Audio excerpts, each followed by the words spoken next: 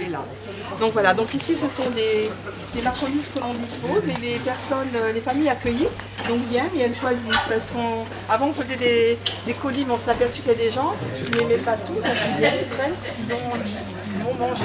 C'est pas la peine qu'on retrouve après jeter ou perdu des choses. Hein. Donc voilà. Ce qui permet d'avoir la démarche d'aller choisir comme si on faisait ses courses dans un magasin. Tout à fait. Donc là bien sûr vous n'avez que des denrées sèches mais on essaye d'améliorer avec des légumes, des fruits et des œufs ou de la viande quand c'est possible. On va savoir qu'en ce moment les dépôts sont vides, hein, donc on a eu une aide l'année dernière, parce que justement des denrées manquaient, donc grâce au SEA, on a pu avoir une enveloppe et donc acheter des produits frais chez des petits producteurs. Voilà. Bon, c'est un petit peu plus cher, mais au moins on offre aussi la qualité, donc ce qui est bien aussi. Parce que les gens, ça reste qu'on est pauvres, voilà, on va bien demander de la qualité. Donc voilà, donc notre local, comme j'ai dit, est ouvert depuis 1978. C'est une association qui est toute récente. Hein. Et dans ses locaux depuis 2007. Voilà. Donc voilà, donc les denrées sèches, les fruits et légumes, donc on va continuer. Et il y a une participation des bénéficiaires. Alors, les bénéficiaires, en fait, ici sur la vallée de la Fench, c'est quand même une vallée qui a été dramatiquement touchée par le chômage, hein, la sidérurgie qui a fait l'électricité, donc en fait, les gens sont très très pauvres. Alors normalement, et effectivement, on devrait demander une participation à chaque distribution alimentaire. Nous, on demande simplement une participation symbolique. On donne aux gens une carte, ce qui leur permet aussi d'être quelqu'un qui fait partie de quelque chose, de la grande famille du Secours populaire. Et donc on leur demande 1 euro de participation. C'est vraiment... Pardon? À l'inscription, une fois dans l'année, et après, non, parce qu'on ne peut pas. C'est trop difficile. Puis on a aussi quand même beaucoup de personnes qui viennent, donc qui sont des demandeurs d'asile ou des réfugiés, donc ils n'ont pas du tout d'argent, pas d'aide. On ne peut pas. Et nous, au Secours populaire, on n'est pas dans le jugement de quoi que ce soit. On est là pour aider. On demande simplement aux gens quel est le problème, quelle est la problématique, comment on peut vous aider, c'est tout. Donc après, on fait avec notre argent. Là, on sait qu'il y a des difficultés dans toutes les associations, je précise bien. On sait que c'est compliqué pour tout le monde. Et il y a des associations qui ont décidé de diminuer donc, le seuil qu'on pouvait inscrire les gens. Ils ont aussi décidé de ne plus inscrire, de garder un quota. Nous, on a pris la décision, c'était la semaine dernière à notre assemblée générale, on continuera à aider tout le monde. Comme on peut, on fera appel à nos fonds propres, comme on le fait déjà, on continuera. On ne peut pas laisser partir un enfant, surtout par exemple les familles qui viennent des pays de l'Est. Souvent, c'est les enfants qui parlent mieux le français, ils viennent et disent « j'ai faim ». Je veux à manger, on ne peut pas lui dire non, on ne peut pas, c'est pas possible. Donc on est oui, puis c'est la philosophie historique du Secours populaire.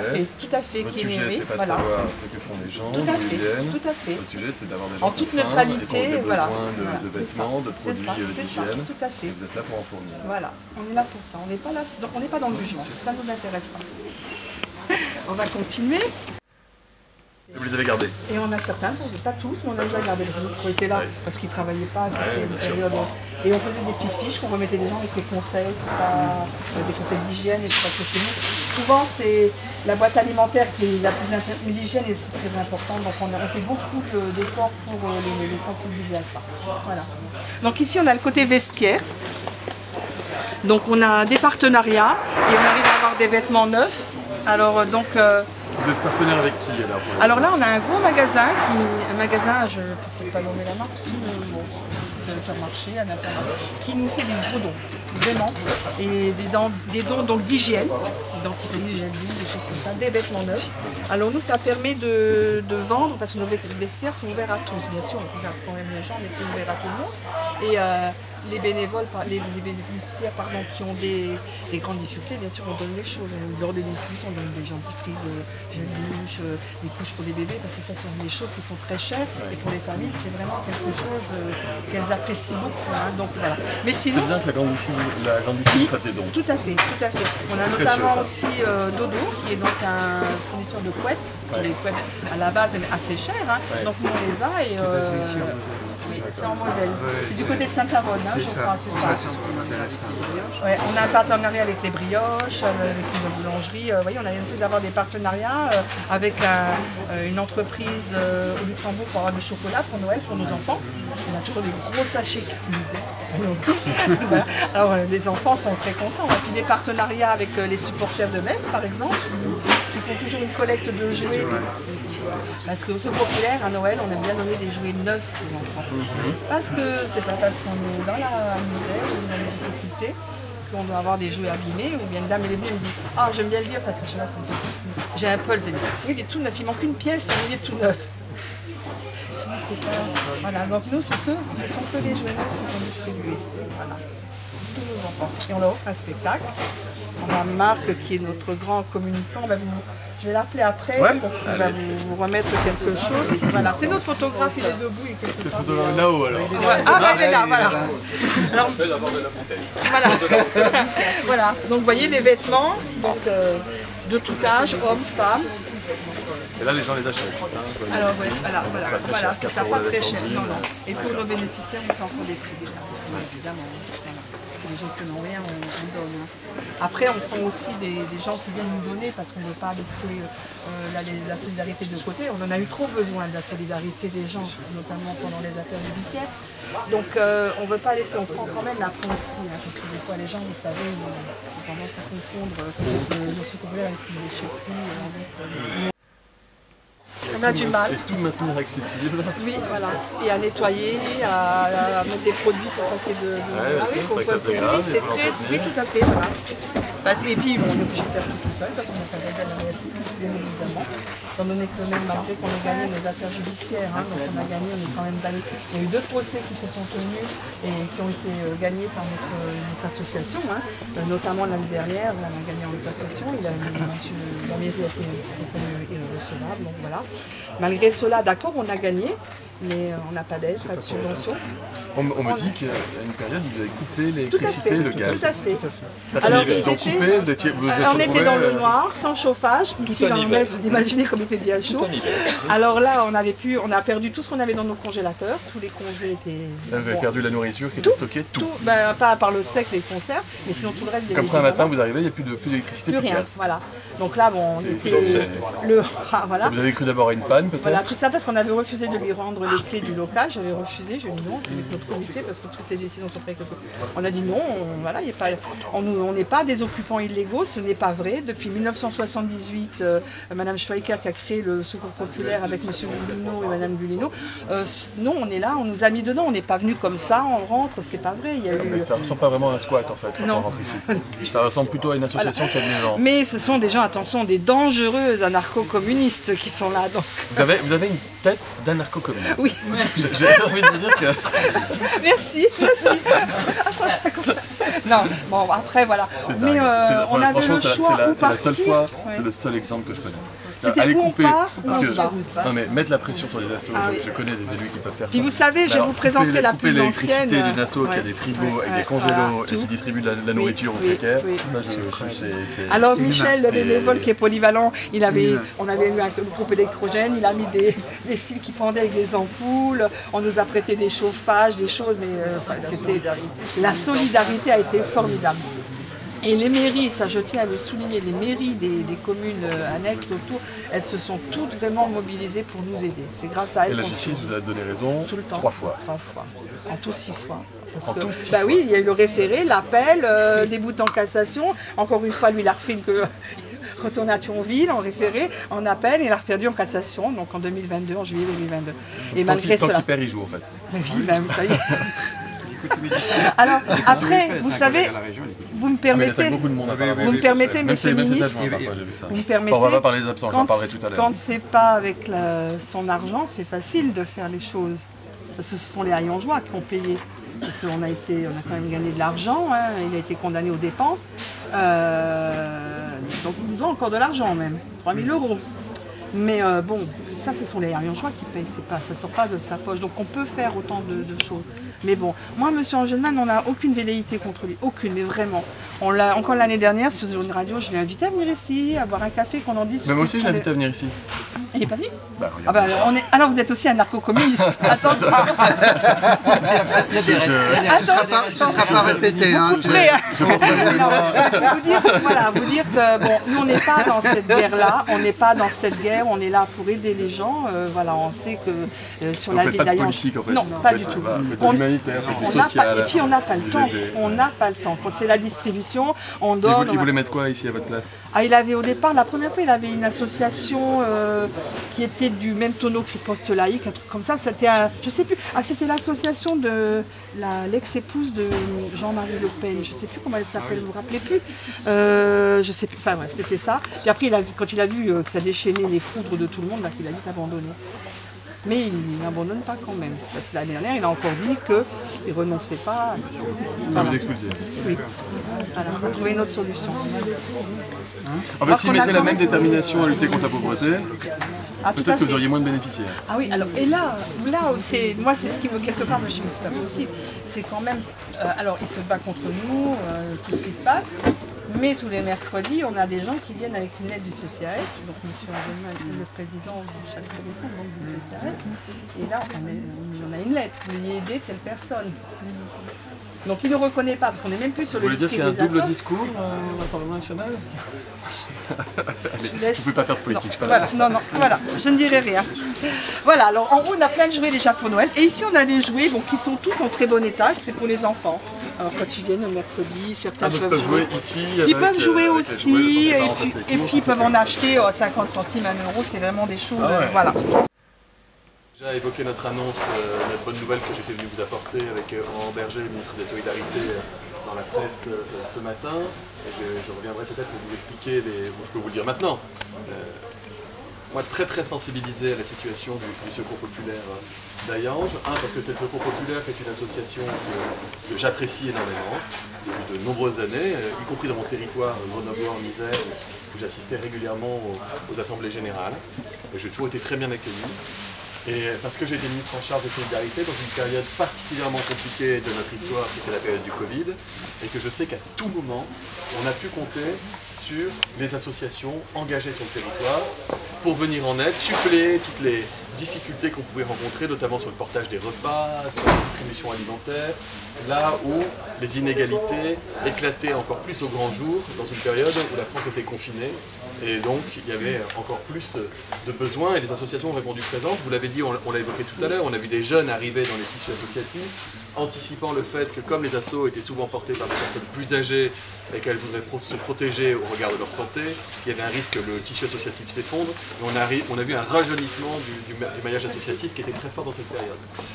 Et j'ai été évidemment sensibilisé à la situation particulière du Secours Populaire de Hayange, à qui il a été fait, je le dis ici, un très mauvais procès, même un procès très laid humainement, parce qu'on n'empêche pas une association de solidarité de fonctionner, on n'incrimine pas des bénévoles qui décident de s'engager pour des précaires, on ne décide pas qui a le droit de bénéficier de la solidarité et qui n'en aurait pas le droit.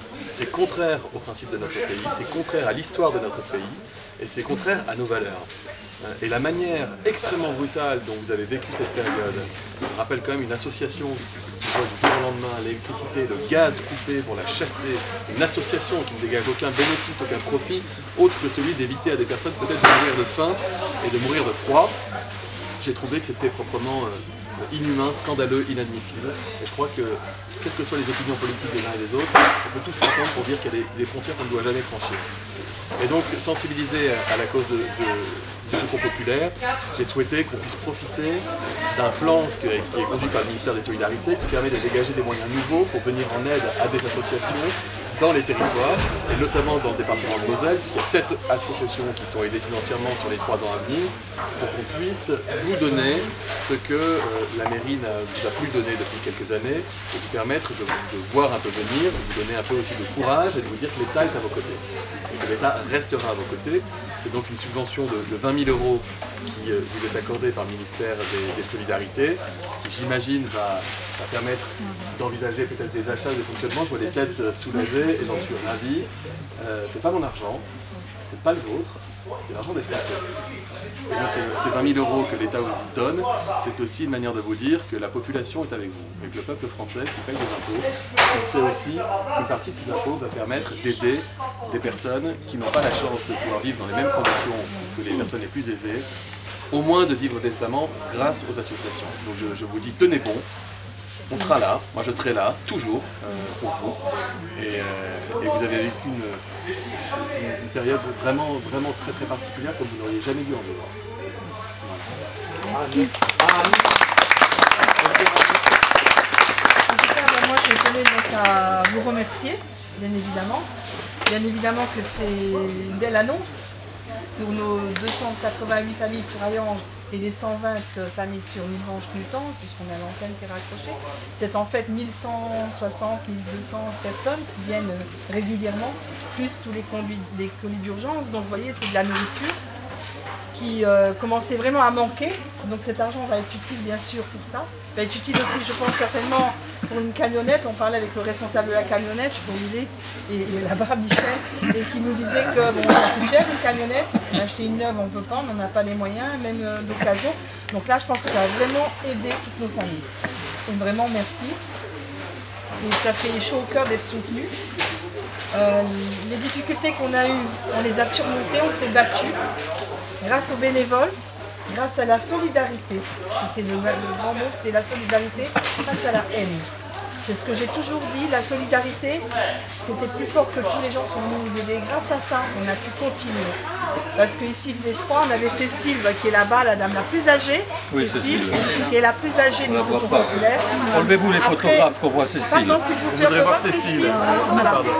Donc Madame Cécile, qui venait toujours là. Cécile, après, pendant le Covid, on l'a mis de côté. On a dit, écoute Cécile, il faut que tu te préserves. Cécile, on a besoin de toi de l'autre côté du Covid, il faut se reposer maintenant. Pas que tu l'attrapes, voilà. Et donc vraiment, ça nous fait chaud au cœur. Et maintenant, moi j'aimerais bien aussi, parce que je dis toujours mon association, c'est pas qu'une présidence, ce sont les bénévoles et les bénéficiaires. Là, on a des bénévoles et bénéficiaires, j'ai déjà pu parler avec Yasmine.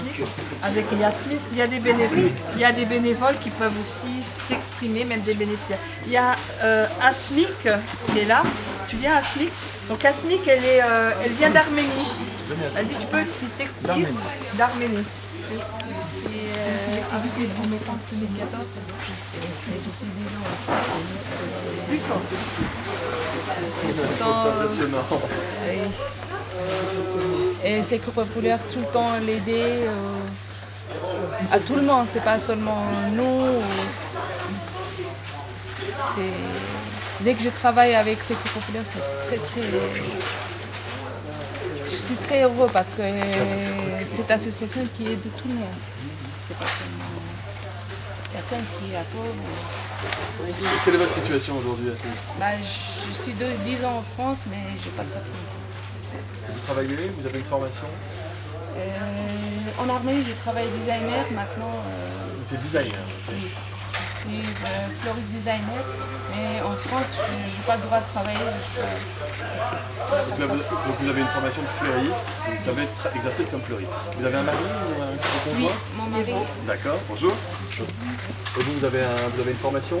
Oui. Qu'est-ce que vous faites? En Arménie, je travaille les barman. Barman, donc dans la restauration. Là aussi, vous devriez trouver du travail sans problème. Vous avez des enfants? 4 enfants. 4 enfants. Il y en a qui sont nés en France? 2, il est né en France. D'accord. Et vous faites du bénévolat aussi, ici, au Secours populaire? Je suis de 5 ans, je travaille dans... Depuis 5 ans, vous travaillez ici? Ça veut dire qu'ils auront le droit de travailler. Ils vont avoir un titre de séjour probablement. Très probablement. C'est plutôt une bonne nouvelle.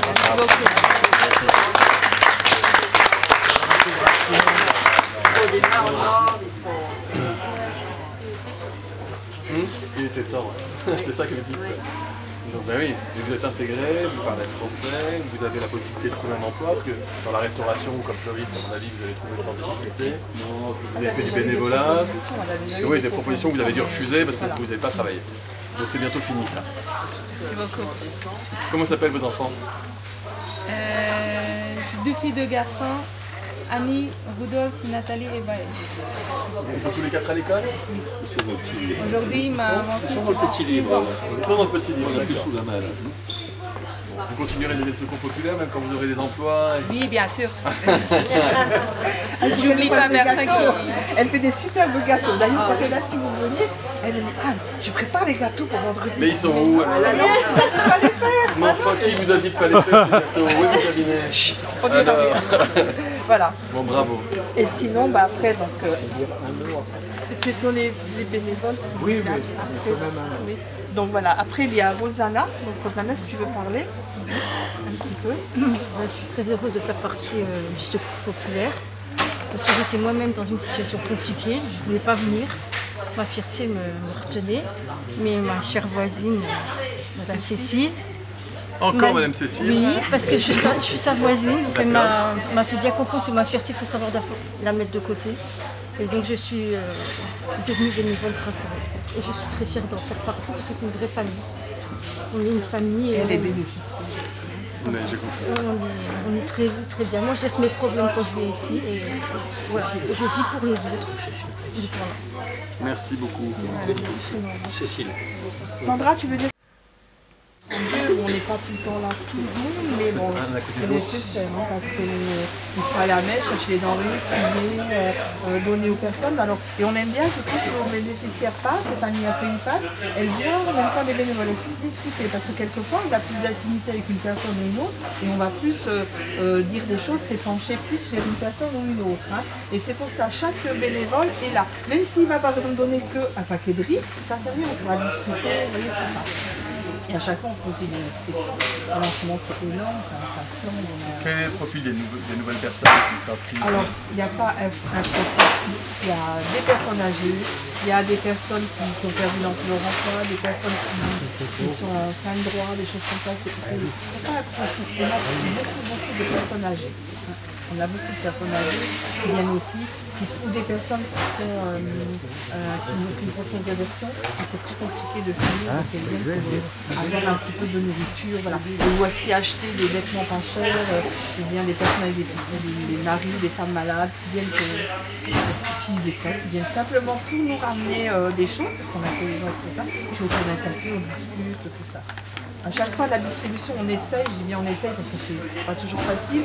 On veut reprendre l'avant-Covid. On a l'impression que Covid, c'est une marque indélébile qui va faire un repère. Et on essaye de reprendre les habitudes de donner un café, de discuter. On a aussi un partenariat, par exemple, avec le lycée Maryse Bassé, et les jeunes filles qui font des métiers de bouche. On dit, c'est bien, on va venir, nous, on va prendre des produits du secours, on va montrer ce qu'on peut faire avec. Elles, une fois, elles sont venues, on fait des crêpes salées, des crêpes sucrées, une fois des cakes, et elles venaient, elles ont participé. Et donc, c'était aussi dans leur cursus, donc c'était quelque chose de bien pour elles et pour nous. Et donc, le partenariat va se prolonger l'année prochaine. Voilà. Avec une école maternelle? Pardon? Avec une école maternelle? Oui, on a beaucoup de choses. L'école maternelle aussi. On a aussi l'école de Algrange, c'est un lycée qui fait de la coiffure, tout ça, quelque chose. On nous donne des fois des bons pour aller faire, que les personnes qui sont se faire coiffer, qui fait les choses. Très bien. Voilà. Aujourd'hui, l'augmentation des bénéficiaires de 20 à 40%. C'est quelque chose d'extraordinaire. C'est-à-dire que la précarité aujourd'hui, on ne l'a jamais connue à ce niveau-là. Depuis le début de la période d'inflation? Non, depuis 2 ans. Depuis 2 ans. Après Covid. Ouais, après Covid. Alors qu'est-ce qu'on retrouve aujourd'hui? Vous parliez qui sont les nouveaux bénéficiaires? On a de plus en plus de travailleurs pauvres et on a de plus en plus de retraités pauvres. Parce qu'aujourd'hui, avec l'augmentation du gaz de 25%, de l'électricité de 30%, des taxes diverses, etc., les gens n'arrivent plus à boucler leur budget. Alors, le gaz n'a pas augmenté de 25 et l'électricité. Si. Je vous rassure, monsieur le ministre. Ça n'a pas augmenté de 30%. 30%. Je peux vous donner les chiffres, j'ai mes factures. Ça augmente de 10% là. Là, mais ça a augmenté depuis 1 an et demi. L'année dernière, on avait gelé. Je peux vous dire que, voilà, enfin bref, j'ai les chiffres du prix du kilowatt. Mais je dis la vérité. Hein, on voit les factures, on les voit les factures. On demande aux gens de venir s'inscrire sur la base de leurs factures. L'année dernière, on est le seul pays à avoir gelé le prix du gaz et on a limité à 4% l'électricité. Oui. Dites pas 25 et 30, c'est pas vrai. C'est pas vrai. C'est l'argent des Français. Vous avez passé un courrier en BI, c'est ça? Oui, je vous passe. Voilà, merci beaucoup. Alors, ce qu'on demande, là où on a un gros problème aujourd'hui, c'est l'aide du SEAD, donc Service européen d'aide aux plus démunis. Nos stocks sont vides. Et on est obligé, tous les comités, toutes les antennes, de trouver des moyens financiers pour pouvoir acheter des produits qu'on n'a plus aujourd'hui de la part du Fonds européen. Alors que le Fonds européen a augmenté de 45%, oui. Ça ne suffit pas. Non. et la motivation. Et le courage. On l'a jamais perdu, jamais. Exactement. Jamais. On a tout de suite su qu'il allait se battre. On a un de nos collègues qui en Monsieur le porte-parole du gouvernement, pourquoi avoir choisi Hayange pour ce déplacement? D'abord parce que je suis porte-parole du gouvernement, ministre de la démocratie, j'ai vocation à aller partout sur le territoire pour écouter ce que les gens ont à me dire, pour valoriser aussi l'action de l'État dans les territoires, ce que je vais faire tout à l'heure à Hayange pour valoriser le fait que l'État a financé pour plusieurs millions d'euros les travaux d'assainissement des eaux, puisqu'à Hayange avait des eaux dont plus de la moitié, hélas, des eaux usées partaient directement dans la rivière partant sec, et donc ça mettait en péril l'environnement, et c'était même pas bon d'un point de vue sanitaire. Et sachant que je venais à Hayange, je n'ai pu évidemment m'empêcher de venir saluer le Secours populaire, dont je connaissais l'histoire. Je pense qu'ici, dans le département de Moselle, tout le monde connaît l'histoire du Secours populaire. L'histoire d'un maire d'extrême droite qui, comme parmi ses premières décisions, décide de couper les vivres, l'électricité, le gaz, les subventions, le soutien à une association qui est une association multidécennale dans notre pays et qui a des branches absolument partout et qui vient en aide à des centaines, en l'occurrence ici plus d'un millier de personnes qui vivent en précarité, avec des personnes âgées, des enfants, et qui a pour seul prime de distribuer des aliments, des jouets, des produits d'hygiène. Et cette association n'est plus soutenue depuis un certain nombre d'années par la mairie. Elle a été attaquée au tribunal à 6 reprises, a gagné 6 fois contre la maire. Et donc je suis venu leur annoncer que comme il y a un plan de solidarité envers les associations, décidé par la ministre des Solidarités Aurore Berger, eh bien j'ai tenu à ce que cette association puisse être aidée à hauteur de 20 000 €, ce qui compense le manque des subventions de la mairie depuis quelques années. Et puis aussi venu leur dire le soutien que je leur porte, le soutien que l'État leur porte, et le soutien que les Français leur portent. Parce que quand il s'agit de la pauvreté, et quand on se retrouve nez à nez avec un gamin qui a faim, qui a froid, qui n'a pas de jouet pour Noël, qui ne part pas en vacances, on ne regarde pas quelle est sa nationalité, quelle est son origine, on l'aide. Je mets quiconque au défi, y compris le maire d'Hayange, de se retrouver face aux familles qui viennent ici chercher des aliments et des vêtements pour leur dire que ce n'est pas leur place et qu'ils doivent partir. Il s'agit là même pas d'un sujet politique, il s'agit d'un sujet d'humanité. Donc je viens ici, ému, en colère, mobilisé à côté de cette association pour leur dire que ce qu'ils ont vécu, ils n'avaient pas à le vivre. Pour vous, le Secours populaire a toute sa place ici, il n'a pas à être expulsé. Et au nom de quoi? Vous avez ici un ancien maire qui a décidé un jour d'installer une association avec des bénévoles et qui leur a proposé un petit local. On n'est pas ici dans le grand luxe, vous l'avez visité comme moi. C'est pas un endroit absolument luxueux, c'est plutôt à l'écart de la ville, c'est un hangar. Et donc cette association a vocation à utiliser, la justice l'a dit, la justice de notre pays à 6 reprises a considéré que le Secours populaire avait ici sa place. Et cette association se réveille un matin, sans courant, sans électricité, sans gaz, avec des frigos, avec des denrées, des congélateurs, dans lesquels les produits alimentaires n'étaient plus utilisables, ne pouvaient plus donner aux familles, il fallait les jeter. C'est de ça dont on parle. Et donc, si vous voulez, moi quand j'entends le Rassemblement national qui à longueur de journée à la télévision nous explique que ce sont les amis des précaires, les amis des pauvres, et que nous menons une politique en défaveur des pauvres, regardez là où ils prennent le pouvoir, comment est-ce qu'ils se comportent. Ils cassent la solidarité. Et ils attaquent la pauvreté, non pas dans le bon sens, mais ils l'exacerbent en privant les associations de ressources. C'est ce double discours que je suis venu dénoncer, c'est le double discours de l'extrême droite. Je le dénonce ici à Hayange, je l'ai dénoncé à Beaucaire dans le Gard il y a quelques semaines, à Perpignan, et je continuerai de le faire partout où ils sont présents.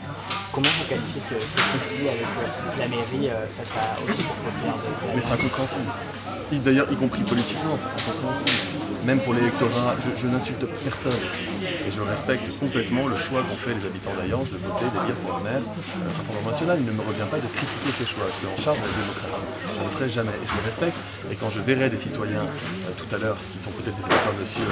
Gelman, j'imagine qu'il y en aura le long de mon chemin, études, je ne verrai pas là des électeurs RN, mais des citoyens français à part entière qui ont des difficultés et qui veulent nous dire qu'ils ont besoin qu'on les aide et qu'on les écoute et qu'on les entende. Je suis aussi là pour ça. Et je suis aussi convaincu que ces mêmes citoyens-là, s'ils étaient face aux familles, au sourire des gamins qui viennent ici chercher encore une fois des aliments et des jouets, ils auraient la même réaction que moi et la même réaction que vous ici, qui depuis une heure constatez que nous ne sommes pas ici dans un repère politique anarcho-communiste, mais bien dans une association qui remplit son rôle comme des milliers d'associations au quotidien sur le territoire national. Merci beaucoup. Merci.